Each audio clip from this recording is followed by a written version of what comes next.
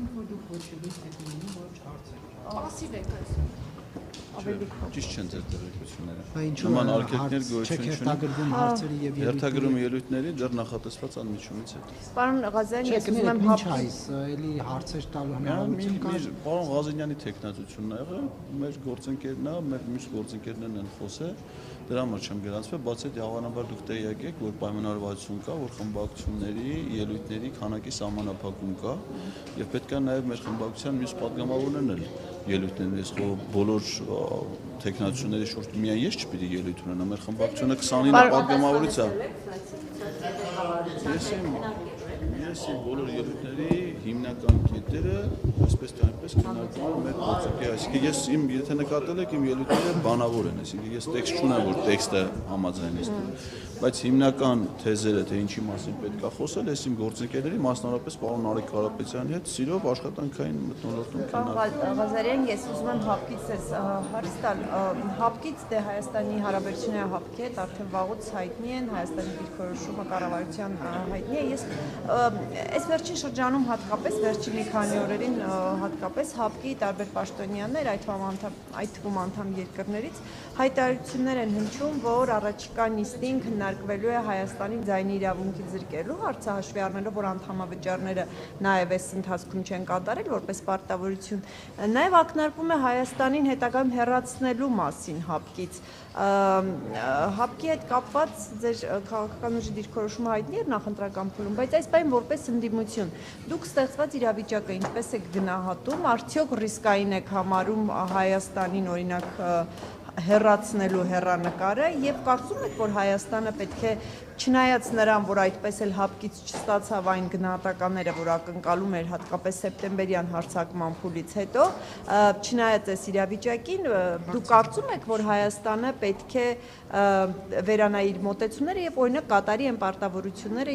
որոնք ունի այդ կազմակերպության շրջանակում։ Հայաստանի իշխանությունները հապկի հետ հարաբերություններում ցուցաբերել են միշտ տարօրինակ եւ հակասական պահվածք եւ վարքագիծ, որը դրսևորվել է դեռևս այն պահին, երբ որ ձերբակալվեց Հայաստանում հապկի գլխավոր քարտուղար Յուրի Խաչատուրովը։ Յուրի Խաչատուրովը հապկի բոլոր պետությունների ղեկավարների կողմից ընտրված պաշտոնյա էր եւ ուներ դիվանագիտական անձեռնմխելիություն հապկի ողջ տարածքում, այդ թվում Հայաստանի տարածքում։ Հետևաբար առանց այդ պետությունների ղեկավարների հետ որոշակի քննարկումների կամ համաձայնեցման Բելարուսի նախագահը հայտարարել էր, որ իրենց հետ Խաչատուրովի ձերբակալության հետ կապված որևէ հարց չի քննարկվել Հայաստանի իշխանությունների կողմից, դա արդեն իսկ ծանր հարված էր հապկի հեղինակությանը եւ Հայաստանի այդ կազմակերպության դիրքավորմանը։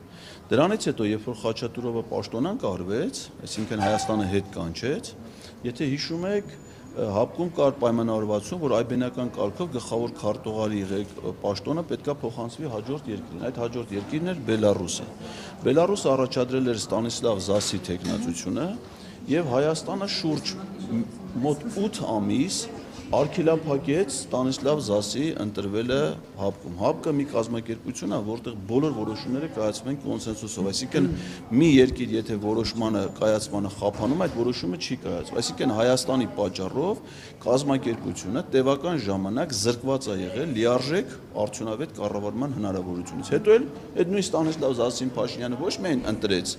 այլ էլ առաքելության ավարտին 22 թվին ինքը անձամբ մեդալով պարգևատրեց։ Իսկ եթե վերադարձակ մեր փուլերը արդեն երբ որ Հայաստանը դիմել էր, այդ ժամանակ հապկը լիարժեք գործում էր եւ պատշաճ արձագանք չտվեց։ Հայաստանը այդ ժամանակ հապկին չի դիմել, Հայաստանը դիմել է, կներեք, անվտանգության խորհուրդը հաստատել է, որ 4 հոդվածի համաձայն, որը նախատեսում է անվտանգ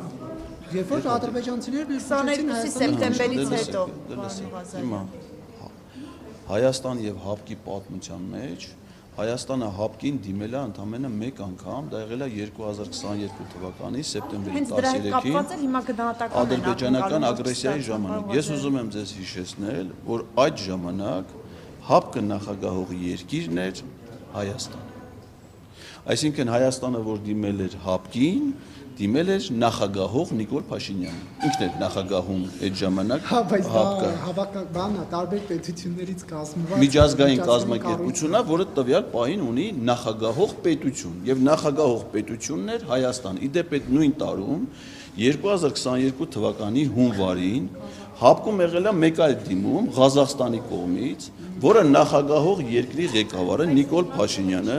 շատ արդյունավետ անցել է իր պարտականությունների կատարմանը, նախագահել է ամբողջ գիշեր ՀԱՊԿ-ի հեռավար Հավաքական անվտանգության խորհրդի նիստը, որի արդյունքում զորքեր են ուղարկվել ՀԱՊԿ-ի անդամ երկրներից Ղազախստան, այդ թվում Հայաստանից, Ղազախստանում հացի փռերից մեկի անվտանգությունը ապահովելու Դա նպատակով։ հասկացա, բայց կխնդրեմ անդրադառնանք նաև այս իրավիճակին, երբ որ Հայաստանից ակնկալում են պարտավորությունների կատարում, երբ Հայաստանն է դժգոհ ՀԱՊԿ-ի կոնկրետ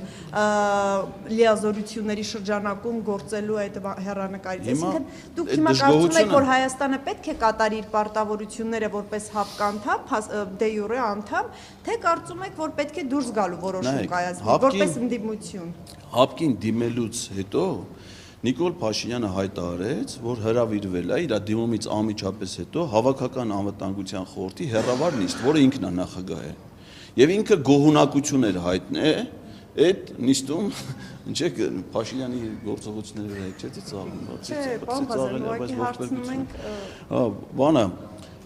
նա գոհունակություն էր հայտնի Հավաքական անվտանգության խորհրդի նիստից, որից անմիջապես հետո հաջորդ օրը Հայաստանը ժամանել Հավաքական անվտանգության խորհրդի զինված ուժերի շտաբի ղեկավարը, իսկ սեպտեմբերի 19-ին Հայաստանը ժամանել ՀԱՊԿ-ի գլխավոր քարտուղար։ Նպատակը եղել է այն, որ գնահատվի Հայաստանի կարողությունները, պահանջները, որ ըստ այդմ մշակվի առաջարկությունների փաթեթ Հայաստանին օգնություն տրամադրելու համար։ Ստանիսլավ Զասին Հայաստանում ամենաբարձր պաշտոնյան, որ ընդունել է, եղել է զինված ուժերի գլխավոր շտաբի պետը, պաշտպանության նախարարը չի ընդունել, արտաքին գործերի նախարարը չի ընդունել, վարչապետը չի ընդունել։ Պատերազմից հետո։ Այո, սեպտեմբերի 19-ի Ստանիսլավ Զասի այցից հետո։ Վերադառնանք նաև իմ հարցին, խնդրում եմ։ Հիմա ասում եմ, ու մեկ էլ ընդունել է Ջերմուկի քաղաքապետը։ Ստանիսլավ Զասը այցելել էր Ջերմուկ, որպեսզի տեղում տենար, թե այնտեղ ինչա տեղի ունեցել։ Այդ մակարդակի հանդիպումներ են կազմակերպել։ Դրանից հետո Նիկոլ Փաշինյանը Ստանիսլավ Զասին Հայաստանում չի ընդունում, ինքը նախագահող երկրի ղեկավարն է, գլխավոր քարտուղարն եկել է, որ կարիքներն ուսումնասիրի։ Սեպտեմբերի 21-ին Եռաբլուրում զոհված զինծառայողների ծնողների նկատմամբ բռնություն գործադրելուց հետո գնում է ՄԱԿ, մասնակցում է ՄԱԿ-ի գլխավոր ասամբլեայի նիստին եւ այնտեղ հանդիպում է ՆԱՏՕ-ի գլխավոր քարտուղարին։ Հետո գալիս է ասում է ես ՀԱՊԿ-ից դժգոհ։ Ուզում եք ասել ՀԱՊԿ-ը հիմա ինչ անում է, դա արձագանք է Հայաստանի արարածների։ Ես հիմա ձեզ փաստերով, ամսաթվերով գնահատականն եմ ասում եմ, թե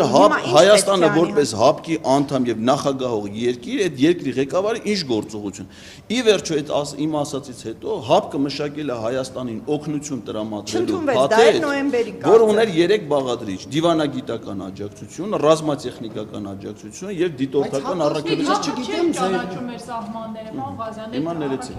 Հիմա ներեցի։ ՀԱՊԿ-ը նաև Հայաստանն է, չէ՞։ Այսինքն ՀԱՊԿ-ը ո՞նց պիտի ճանաչի Հայաստանի սահմանները, եթե Հայաստանը ինքը պիտի իմանա, չէ՞ իր սահմանը։ Հիմա ենթադրենք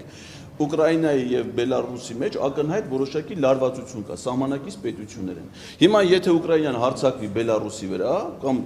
ռազմական վեճ լինի, Բելարուսը իրավունք ունի դիմի ՀԱՊԿ-ին, ճիշտ է։ Հիմա ՀԱՊԿ-ին օգնություն տրամադրելու համար Լուկաշենկոն Փաշինյանից պիտի հարցնի, թե իր երկրի սահմանները որտեղ են։ Այսինքն Հայաստանը չէր նշել, որ նա իր սահմանը, դրա համար ՀԱՊԿ-ը դժվարանում էր։ Բայց ինքը պիտի, այդ որ ասում եք, Իսկ ՀԱՊԿ-ը նաև Հայաստանն է։ Անդամագրվել կասեք։ Այո, անկախության դրճակը։ Չէ, բայց ինչ սահմաններով։ ՀԱՊԿ-ի կանոնադրության նախաբանը որ նայեք, ասում է, անկախ պետությունները, որոնք գործում են իրենց հռչակագրերով, ստեղծում են այս կազմակերպությունը։ Պարոն Ղազարյան, կներեք, էլի պարոն Ղազարյան, խնդրում եմ։ Այո, դրա համար պետք է կանդրադառնաք, դուք փաստերը շարադրեցիք։